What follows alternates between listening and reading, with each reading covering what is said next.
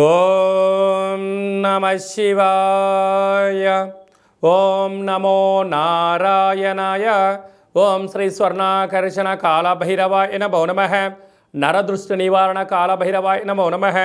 ఓం కాళకాలాయ విద్మహే కాళాతీతాయ ధీమహి తన్నో శ్రీ స్వర్ణాకర్షణ కాళభైరవ ప్రచోదయాతు. హరి ఓం. మా ఛానల్కి స్వాగతం. చూస్తున్న వీక్షకులకు ప్రేక్షకులకు ప్రియ కాళభైరవ భగవద్బంధుకి స్వాగతం పలుకుతూ మమ్మల్ని ఎంతగానో ఆదరిస్తూ ఉండబడినటువంటి ప్రియ సోదరీ మండలకు అందరికీ కూడా వసంత పంచమి మాఘ పంచమి సాక్షాత్ మహాసరస్వతీదేవి అమ్మవారి యొక్క ఆశీస్సులు అందరిపైన ఉండాలని, అందరినీ విద్యావేత్తలుగా, జ్ఞానవంతులుగా, గుణవంతులుగా, సంపన్నవంతులుగా అమ్మవారి యొక్క ఆశీస్సులు ప్రసాదించాలని కోరుకుందాం. మకర రాశి వారు మాఘపంచమి సందర్భంగా అమ్మవారి యొక్క ఆశీస్సులు ఎలా పొందాలో ఈ వీడియోలో సవివరంగా సంపూర్ణంగా తెలుసుకుందాం.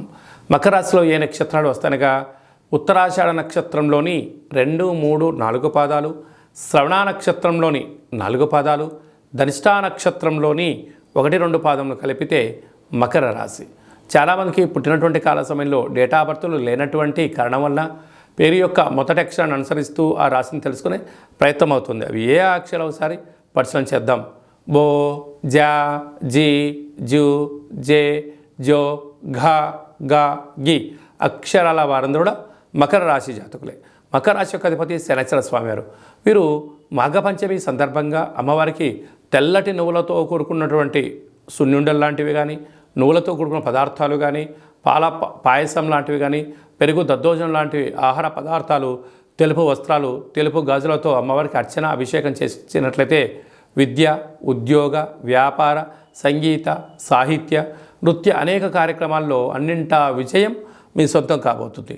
అంటే వీరికి ఒకవైపు ఏళ్లనాటి శని చివరార్థ సంచార స్థితిలో ఉంది కనుక ఈ బుధాదిత్య రాజయోగం రాశిలోనే ఉండడం వలన ప్రభుత్వ అధికారులతో సఖ్యత, మౌనం, ధ్యానం, ఏకాగ్రత, మీ జన్మ నక్షత్రం రోజున మంగళ శనివారాల ఎందున, అష్టమి తిథి ఎందున దూరావాయు జల ప్రయాణాలు పెట్టుకోకపోవడం ఉత్తమోత్తంగా భావించగలగాలి.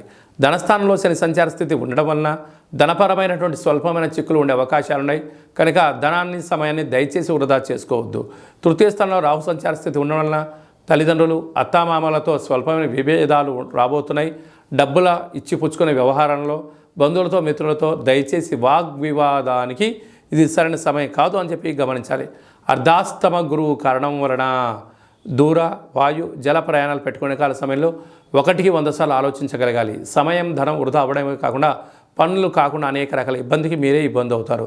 భాగ్యస్థానంలో కేతు సంచార స్థితి ఉండడం వలన భార్యాభర్తలు, ప్రేమికులు, పార్ట్నర్షిప్ వ్యవహారాలు నడిపించేటప్పుడు ఓపిక, సహనం, పట్టుదల అవసరమని చెప్పి గమనించాలి.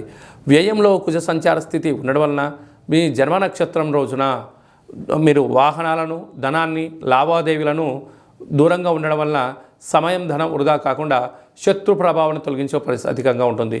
డాక్టర్లు, వ్యాపారవేత్తలు, వ్యవసాయ సోదరీమణులు, గృహ భవన నిర్మాణ కార్యక్రమం చేసే వారికి చాలా మంచి కాలము అని చెప్పి గమనించాలి.